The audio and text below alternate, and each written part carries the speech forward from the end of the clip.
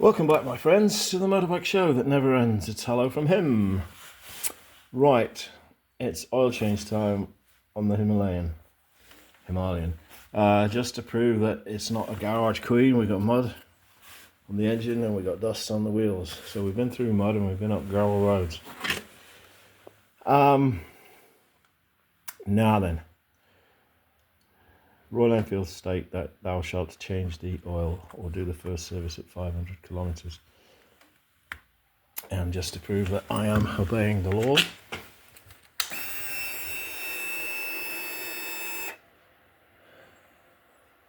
here we are, 506 kilometers. I'm sure they will forgive me 6 kilometers. I've had the bike a few weeks now, but I've only been able to change the oil just now because I've been waiting for a filter. I picked the bike up first few days of April. It's now mid-May. I ordered 2 filters. I asked for 2 filters the day I picked the bike up. They didn't have them, so I ordered them, and I ordered a few other bits and pieces, including spare brake pads, heated grips, etc., etc. To date, from that branch of the dealer, I have received nothing. Now, I've made a couple of phone calls, and I was promised that a filter would be sent to me because I explained to the parts guy that I was desperate. It didn't show. So I phoned again 10 days ago. Well, more than that, 12 days ago. And I spoke to another branch. I got another branch, and I spoke to the storeman there, and he was going to put me through to the other guy, and then I said, no, hang on a minute, maybe we could sort it out. And he said he didn't have one in stock. I said, well, you must have, because you're selling these bikes and you must be able to service them, so you must have filters. And anyway, I think he went to the service department and he grabbed the filter for me, and he sent it, and he was true to his word, this guy was. Now, it's not really the right thing, the right state of affairs, when Royal Enfield are selling these bikes and the dealers don't have the bloody filters to give you or to sell you. The parts backup must be there when these bikes hit the market. Now, my dealer, or the dealer I bought this bike from, is 1,100 kilometers away, so it's not a case of just nipping down the road and getting anything I need. It has to come by carrier or by mail. It's not the first bike I bought with that dealer, and I was expecting better service and I didn't get it, so it will be a factor if ever I do buy another new bike, which is highly unlikely. But if I do buy a new bike, I will not automatically go to that dealer. I will shop around. So if anybody is watching this and they live in BC, you probably know what I'm talking about. But I'm not going to name names. Previously I'd had good service, but I dealt with a different branch to the one that I actually picked the bike up from. But there we are, that's life. You live and learn. I have missed my window of opportunity to go on a 2-week trip. It was going to be the first 2 weeks of May. And that time has passed. I've been at home and I've been making bits and pieces for the bike, which you've probably seen on a couple of videos, but really it's no substitute for getting out on the road. So anyways, to change the oil, you have to take off this cover off the oil filter housing, and there's no tool in the tool roll that comes with the bike for that, which I think is a bit of an oversight. They give you a little tool so that you can take the front wheel spindle out, but they don't give you a tool for this. But never fear, you don't have to buy anything. Just find a bolt where the head fits in there, like so. And then what I did was I welded a nut on the end, but you could equally double nut it tighten two nuts against one another so they're solid. And you just pop it in there, get an ordinary wrench on it. In this case mine's a 17. I think that ends either a 14 or a 15. Not entirely sure, doesn't matter, you'll soon find out. Anyway, so get a metric bolt. This head fits in there. Make yourself a little tool and put it somewhere safe. Now then, the bike holds 2.4 litres of oil, and when you drain it only 2.1 comes out apparently, so that leaves a third of a litre in there, 300 cc's, which is quite a bit really.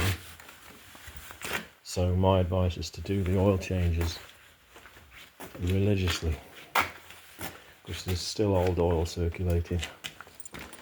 Now, to get the oil out of this engine, you'd take off the two sump plugs that are there.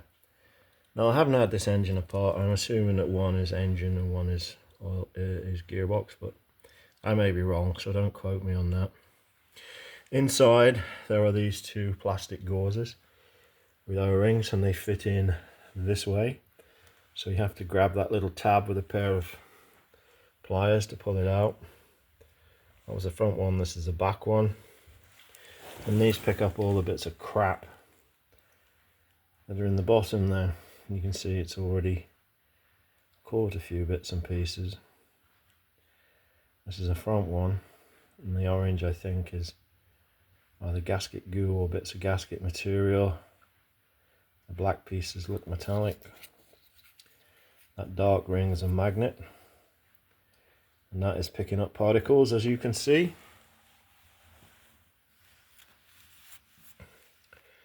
The real one had quite a lot of muck on it, and actually it was dirtier than this because I wiped it with my finger to see whether the bits were metallic, and indeed they were. Again, this has got a magnetic ring which is picking up swarf.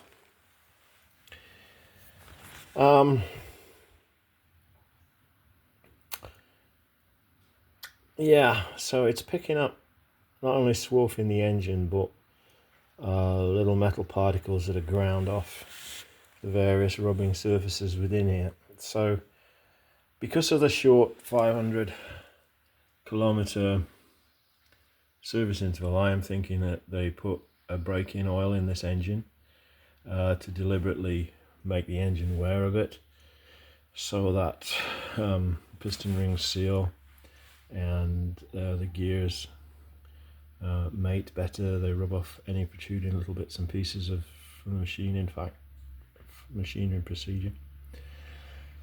So yeah, so do not extend the first service interval, and that's the reason why I stopped using the bike and waited for my filter to come. So yeah, there's also another bung here which fits up under there somewhere, if you can see. Oh, where the hell is it? Oh, there it is. Yeah, so that fits there, and when you take that out, virtually nothing comes out, maybe just the tiniest dribble. I'm not entirely sure what that does, whether that just whether that is just a sort of a dry sump drain. Maybe this engine I'm not sure, I haven't taken the engine apart, I don't know, but I'm just wondering if it's a dry sump with a separate oil compartment, like older fashioned bikes. And that is to just take it out once in a while, just to drain any oil out that may be left in the sump, or maybe to check if it's wet sumping, because I'm not sure what kind of oil pump these engines have. Because if it's a gear pump, it's very common for gear pumps to allow oil to seep through when the bike is stood, and that's what we call wet sumping. Anyway, that's by the by. If you know the answer, please let me know in the comments. I'll be very interested. It's obviously because the bike's under warranty.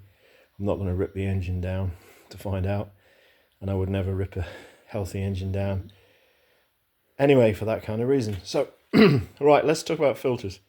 Now, some of you are thinking, well, if you're servicing your own bike, you're avoiding the warranty. Well, not in Canada.